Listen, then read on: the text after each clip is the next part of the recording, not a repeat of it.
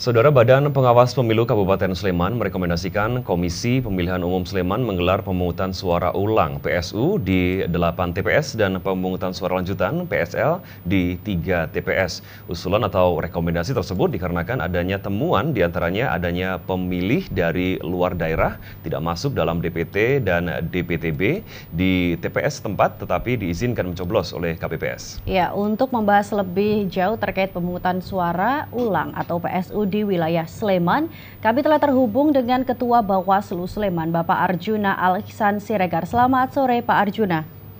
Sore, Mbak Winda dan Sony. Iya, baik Bapak, berdasarkan informasi yang tentunya sudah kita lihat bersama dan tentunya juga sudah beredar begitu. Dari Bawaslu Kabupaten Sleman sendiri, ini ada isu untuk merekomendasikan pemungutan suara ulang. Ya, ini pemungutan suara ulang diusulkan oleh pengawas TPS kita yang berada di 8 TPS ya, yang kemarin diawasi pada saat pemungutan suara di 17 Februari dan 3 TPS yang untuk pemungutan suara lanjutan. Usulan ini terkait dengan berbagai hal, variasi kejadiannya ya. Ada yang karena pemilih dari luar daerah tidak tercantum dalam DPT dan DPTB itu diperbolehkan mencoblos. Kemudian ada juga pemilih yang DPT misalnya itu tidak diberikan surat-suara secara utuh, hanya diberikan satu, kemudian berarti kan kekurangan 4 surat suara. Oleh karena itu menurut kami perlu dilengkapi ya dengan pemungutan suara lanjutan.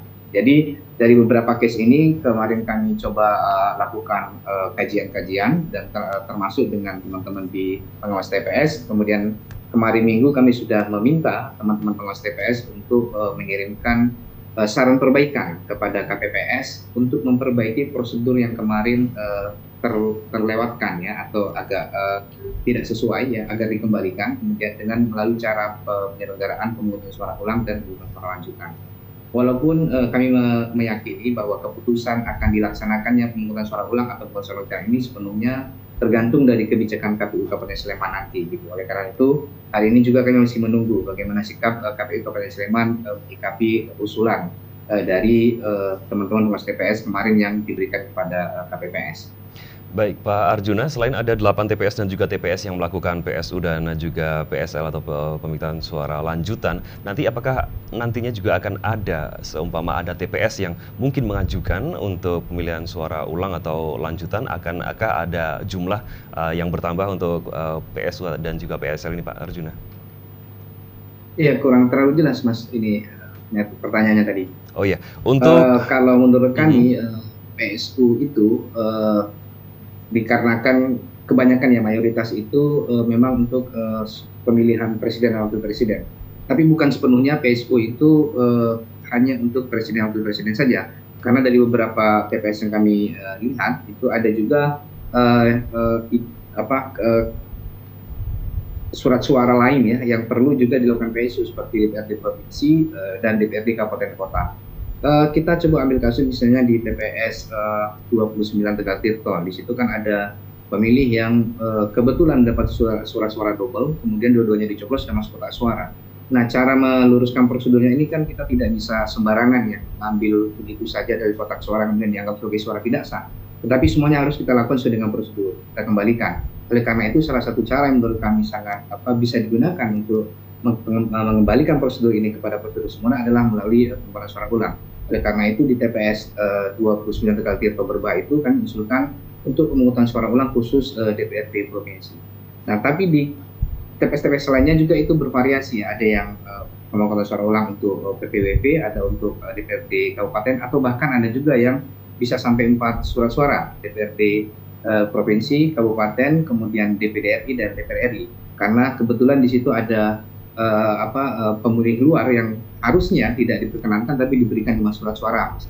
Nah, hal-hal seperti ini yang kemarin kami kaji dari case-case yang ada di 11 TPS ya di PSU dan PSL itu. Iya, baik Pak Arjuna, untuk sejauh ini apakah juga ada mungkin selain 11 TPS yang tentunya akan melakukan pemungutan suara ulang begitu, apakah juga akan ada TPS-TPS lain yang tentunya nanti akan mengajukan untuk pemilihan ulang, Pak? Iya, kami harapkan cukup di 11 TPS ini ya, harapan kami gitu. Oleh karena itu kami berharap baik PPK maupun pengawas kecamatan yang saat ini sedang melakukan proses rekapitulasi di masing-masing Kapanewon ini bisa segera menemukan potensi-potensi PSU maupun PSL di masing-masing TPS yang saat ini sedang direkapitulasi. Mengapa? Karena ketika proses pemungutan suara tidak dilakukan sesuai dengan prosedur atau adanya pemilih luar misalnya masuk ke dalam sebuah TPS dan memilih, tentu itu akan mempengaruhi sistematika rekap, termasuk hasil rekap, penjumlahan rekap, dan itu akan sangat kelihatan. Nah, kalau tidak segera dibenahi, maka ini akan kesulitan ketika melakukan proses di tingkat Kapanewon. Karena pasti akan ada penjumlahan yang tidak sesuai antara misalnya pemilih yang menggunakan hak pilih atau pemilih yang menggunakan hak suara dengan suara-suara yang digunakan. Nah, hal-hal ini yang coba kita hindari, karena ini juga termasuk bagaimana kita bisa melaksanakan pemilu ini secara jurdil gitu. Jadi semuanya itu harus bisa dipastikan antara pengguna surat suara dengan suara-suara yang digunakan itu harus sesuai, jangan sampai tidak sesuai. Nah, jika memang kita menemukan case-case misalnya dalam proses rekap itu ada ketidaksesuaian jumlah, itu patut diduga ada sesuatu yang terjadi pada saat proses pemungutan suara kemarin. Seperti adanya pemilih luar mungkin yang mencoblos, atau misalnya ada pemilih yang seharusnya mendapatkan 4 surat suara misalnya hanya diberikan 1 surat suara. Nah, hal-hal ini yang nantinya akan terbaca di rekap. Nah, biasanya teman-teman itu akan kebingungan di proses rekapitulasi ini. Oleh karena itu, jika selama proses ini sebelum 24 Februari, jika menemukan hal demikian, menurut kami sangat proses penanganannya harus lebih cepat gitu ya, agar bisa diselesaikan sebelum 24 Februari nanti. Ya, Pak Arjuna, kalau memang ini disetujui untuk pemilihan suara ulang atau lanjutan seperti itu, nanti mekanismenya seperti apa, Pak? Atau memang diadakan pemilihan seperti di pemilihan ulang seperti biasanya di TPS tempat atau bagaimana, Pak, nanti? Ya, kurang terlalu jelas suaranya, Mas. Oh iya, untuk pemilihan pemilihan suara yang diulang ini, nanti mekanismenya seperti apa? Ya, pemungutan suara ulang itu kan khusus tidak 5-5-nya ya yang diulang. Hanya surat-suara yang kita anggap itu tereduksi dengan masuknya pemilih dari luar tadi. Jika misalnya pemilih luar itu kan biasanya diberikan hanya 1 surat suara oleh KPPS kemarin. Maka yang harus diulang itu adalah pemungutan suara untuk pemilihan presiden dan wakil presiden. Nah, kalau kita kembali misalnya di kasus Tegal Tito Berubah tadi, yang agak tereduksi itu hasil suara di tingkat DPRD provinsi. Karena apa? Karena ada 2 surat suara yang coba dari 1 pemilih. Oleh karena itu, proses pemungutan atau pemilihan di DPRD provinsi harus dibenahi dengan cara bagaimana PSU di surat suara DPRD provinsi. Nah, demikian juga untuk TPS yang lain. Jadi, memang kita petakan, tidak semuanya di PSU kan. Oke, baik. Untuk lokasinya sendiri, apakah tetap sama, Pak, untuk TPS sendiri? Iya, kalau untuk SDM kan ini gitu. Kalau SDM-nya karena pengawas TPS kita itu kan akan berakhir masa tugasnya di 21 Februari nanti ya. Maka nanti untuk pengawasan TPS di proses PSU dan PSL ini akan kami limpahkan kepada pengawas kelurahan desa atau pengawas kecamatan gitu. Nah, mereka akan membackup tugas pengawasan selama proses PSU dan PSL berlangsungnya. Untuk jadwalnya kami masih menunggu dari KPU Kabupaten Sleman. Kapan KPU Kabupaten Sleman akan menetapkan jadwal untuk PSU dan PSL di Kabupaten Sleman ini.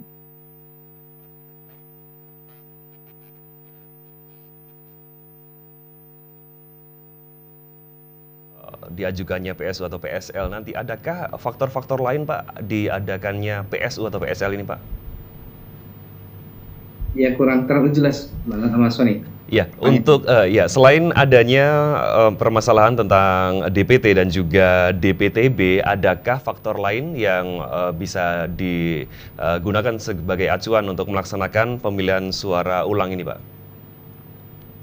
Ya, kalau pedoman yang kita tentu di Undang-Undang ya, di Undang-Undang 7, kemudian di PKPU 25 tahun 2023 terkait dengan teknis pemungutan dan penghitungan suara.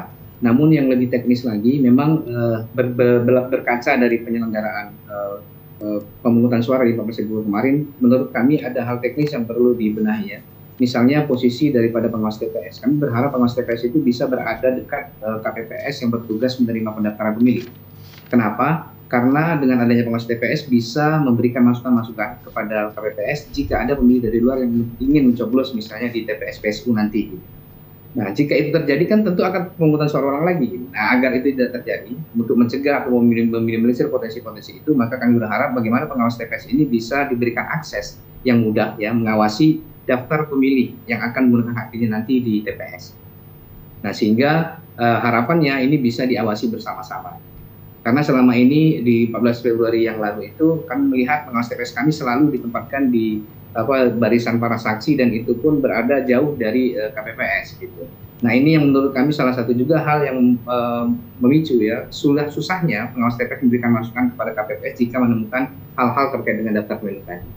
Ya, baik Pak Arjunya, terima kasih untuk waktunya. Semoga nantinya pemungutan suara ulang ini bisa berjalan dengan lancar dan juga apa yang menjadi hal-hal yang tentunya kemarin di tanggal 14 Februari mungkin ada sedikit hal yang kurang berkenan, nantinya juga bisa Dapat terselesaikan ya. Iya, bisa terselesaikan. Terima kasih Pak Arjuna, selamat bertugas kembali.